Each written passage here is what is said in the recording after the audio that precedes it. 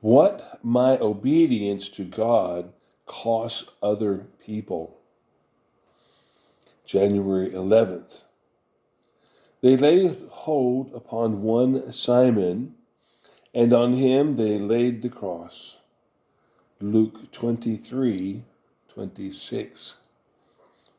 If we obey God, it is going to cost other people more than it costs us. And that is where the sting comes in. If we are in love with our Lord, obedience does not cost us anything. It is a delight. But it costs those who do not love him a good deal. If we obey God, it will mean that other people's plans are upset, and they will jibe us with it. You call this Christianity? We can prevent the suffering, but if we are going to obey God, we must not prevent it. We must let the cost be paid. Our human pride entrenches itself on this point, and we say, I will never accept anything from anyone. We shall have to, or disobey God. We have no right to expect to be in any other relation than our Lord himself was in. See Luke 8:2 and 3.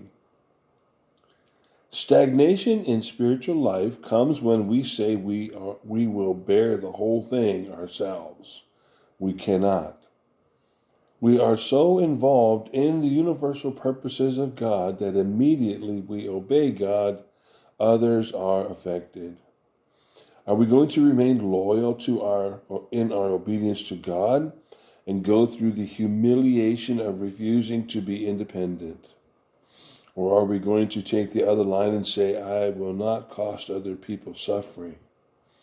We can disobey God if we choose, and it will bring immediate relief to the situation. But we shall be a grief to our Lord.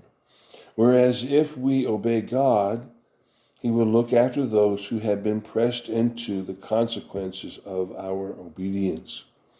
We have simply to obey and to leave all consequences with him. Beware of the inclination to dictate to God as to what you will allow to happen if you obey him.